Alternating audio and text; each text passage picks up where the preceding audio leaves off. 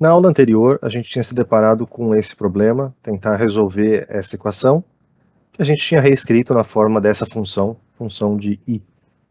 E a taxa de juros, aqui é só calcular a taxa de juros, que vai permitir que a gente atinja um rendimento desejado, que a gente invista R$ 600 por um ano, R$ 100 por 7 meses, e que a soma de tudo isso nos dê R$ 1.000 ao final do período. A gente vai implementar o método de Newton em relação a essa f de I. E o nosso método de Newton, ele tem basicamente essa etapa difícil de cálculo, essa etapa em que a gente calcula a função e divide pela derivada. A gente já sabe como calcular a função, já está bem claro por aqui que a expressão da função é essa. Então eu vou só passar aqui para baixo como aqui é só uma aplicação, então não é mais a teoria, é só um exemplo em particular. Então, no nosso exemplo, a gente vai ter uma função, aqui a nossa variável chama I, não chama X, e é bastante simples a nossa função, 600 vezes 1 mais I elevado a 12, mais 100 vezes 1 mais I elevado a sétima, menos 1.000. Eu digo bastante simples porque isso aqui é um polinômio, se a gente fizesse todo o binômio de Newton, novamente para citar nosso grande mestre. Se a gente fizesse o binômio de Newton, a gente conseguiria expandir isso aqui, escrever num polinômio e tudo mais, mas não vale a pena, né? A gente tem essa fórmula que também permite a gente calcular, dado um I, a gente calcula f de I por aqui sem problemas. E também não vale a pena a gente consegue calcular a derivada de uma forma genérica, uma derivada para qualquer I, a partir dessa expressão como está aqui. Se a gente usar a regra da cadeia, a gente veria que isso aqui é 7.200 multiplicado por 1 mais I elevado a 11, multiplicado pela derivada do de dentro, e a derivada do de dentro é simplesmente I, então é simplesmente isso. Mais 700 vezes 1 mais I elevado a sexta, derivada do de dentro de novo é 1, não acontece nada, derivada da constante em relação a I é 0, e é simplesmente isso. Essa é a expressão genérica para a derivada da função, dado um I, a derivada a gente calcula dessa forma. E eu vou resolver esse problema usando o Excel. A gente não precisa de uma linguagem de programação para fazer cálculo numérico. Tanto é que, afinal de contas, o Newton e o Raphson viveram no século XVI, século XVII. 17 e 18, na verdade. Final do 17, começo do 18. E, obviamente, eles faziam tudo isso sem grandes auxílios computacionais. Então a gente consegue se virar também de formas alternativas. Eu vou fazer uma tabelinha da seguinte forma. Eu vou ter uma coluna para o valor de I. Está dando para enxergar? Uma coluna para o valor de I. Uma coluna para o valor de f de I. Uma coluna para o valor da derivada de f de I. Só que aqui a gente tem o I0, o I1, então eu vou chamar isso aqui de IK. E esse aqui eu vou ter uma última coluna para o IK mais 1. Então eu estou colocando aqui a chave só para dizer que todo mundo está ali embaixo, né? Todo mundo é o subscrito, K mais 1 é o nosso subscrito.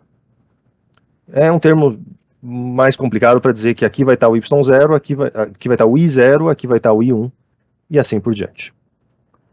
Para deixar ainda mais claro, eu vou deixar uma coluna aqui do K para a gente enxergar bem claro o que está acontecendo, mas essa coluna do K não entra nos cálculos, ela só está aqui para fins ilustrativos. Ok. A gente sabe já do que a gente já intuiu sobre esse problema, do que a gente já estudou desse problema, que a nossa solução estava lá pelo 3,2%, mais ou menos. Então eu vou chutar um valor inicial, por exemplo, 0,01. Não sei, vamos depois melhorar. Meu computador está em português, então eu tenho que colocar vírgula. Normalmente a gente usa ponto na computação científica, mas o meu está em português, então é vírgula. Ok. O I é um chute inicial. Lembrando que o nosso método começa com um chute inicial, depois a gente vai discutir a implicação de quão bom tem que ser esse chute inicial. Dado esse chute inicial, a gente vai calcular a função. Então eu vou calcular a função como sendo 600 vezes 1 mais i, isso aqui elevado a 12, mais 100 vezes 1 mais o mesmo i elevado à sétima, e a minha função ainda tem uma constantezinha, menos 1000. Ok. Função calculada. Dado o i, calculei o f de i. Calculei o que seria graficamente. Dado i0, calculei f de i0. Vou calcular agora a derivada, vou calcular a inclinação nesse ponto. E a inclinação eu calculo por essa expressão. Isso aqui seria 7.200 vezes 1 mais i elevado a 11, mais 700 vezes 1 mais o mesmo i elevado à sexta. Essa aqui é a derivada. Então é uma situação parecida com o que a gente tem aqui. Se vocês se lembrarem do gráfico que a gente traçou anteriormente, ele tinha também uma carinha dessa. Para esse ponto i0, a gente tem uma função negativa, mas uma derivada bastante positiva. Então a nossa função está crescendo nesse ponto. Qual seria o valor do i1? O i1 seria o i0, como está escrito aqui, menos a razão entre esses dois, menos a função dividido pela sua derivada. Isso aqui vai me dar o próximo ponto. Então eu chutei i0 como 001, eu vou ter um valor de i1 igual a 00346 qualquer coisa. Na linha de baixo, eu vou ter a iteração 1, a próxima iteração. E quanto é que vale o meu i1? Vale nada mais, nada menos do que o número que estava aqui. Então esse é um jeito bastante comum para a gente fazer no Excel, quando a gente tem um processo iterativo. A gente não precisaria ter essa coluna i1. Muitas vezes a gente vai escrever direto, simplesmente o próximo i é calculado a partir do i0, f de i0, f de i1. Mas eu estou fazendo dessa forma para vocês entenderem que é como se a gente calculasse primeiro um monte de coisa, e aí o fim do nosso cálculo é calcular o próximo i, e o fim desse cálculo é o começo do cálculo da iteração seguinte. Então eu consigo arrastar esses três aqui, e aqui esse aqui vai ser o valor do meu i2, e assim por diante. Eu vou arrastar para fazer algumas iterações, e é só arrastar isso aqui, e ele vai fazer as iterações para mim. E se vocês se lembrarem, a gente tinha feito 400 e tantas iterações quando a gente fez pelo método gráfico.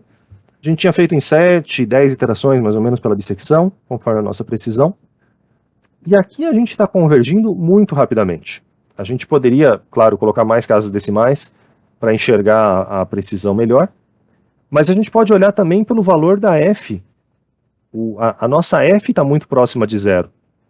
Aqui eu não escrevi, eu só escrevi a condição de parada como sendo a comparação do xk mais 1 menos xk, que a gente podia ter calculado aqui numa coluna de erro, ou seja, o módulo desse menos esse, e a gente vê rapidamente o valor desse erro indo para zero. Então a gente poderia fazer dessa forma, olhando para o valor dessa diferença, mas às vezes a gente olha também para o erro na direção vertical, como a gente também tinha feito no caso da bissecção. A gente vai olhar para o próprio valor da f. Se a nossa f está ficando pequena, isso quer dizer que a nossa função está ficando pequena. Ou seja, a gente está se aproximando do zero também na direção vertical.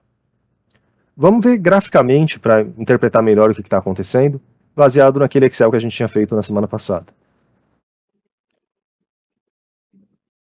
Esse aqui é o gráfico da função, da mesma função, a nossa f de i, plotada por uma série de valores de i, quando a gente fez daquele jeito mais exaustivo. E a gente, aqui no método de Newton, a gente está começando em 0.01. Começando em 0.01, ou seja, 1%. A gente está começando por aqui e a gente está tendo essa função aqui na casa do menos 200 e qualquer coisa, que é o valor que está aqui, menos 200 e qualquer coisa. Se a gente seguir pela tangente, a gente vai parar no ponto 0034, ou seja, 3,4%. Começou no 1, está aqui, seguiu pela tangente, 3,4%. A função nele vale uns 20 e poucos, 30 mais ou menos, que é o valor que está aqui, 30. Se a gente fizer o procedimento, o nosso próximo x vai ser 0,032. Então a gente estava aqui no 3,4, vai vir para cá, descer pela tangente, 3,2. 3,2 praticamente já é a resposta. A gente consegue continuar no método e ganhar algumas casinhas decimais lá na nona, 16ª casa, mais ou menos. Mas basicamente a gente já convergiu. Nesse ponto aqui, com 3, 4 iterações, a gente já convergiu. E aqui a gente está demonstrando a velocidade do método de Newton. É o método que converge mais rápido, desde que a gente esteja nas condições de convergência, que vai ser um assunto no próximo tema. Mas a forma de implementar o método de Newton é bastante simples. Dada a função, dada a derivada dada a função, você calcula a derivada dela. Sabendo a função e a derivada, você usa essa recorrência para calcular os próximos pontos. E você vai iterando até que convirja. Convirja ou porque os dois pontos ficaram muito próximos, ou porque a gente já está com um valor de x, que o f dele é tão perto de zero, que já valeria a gente parar.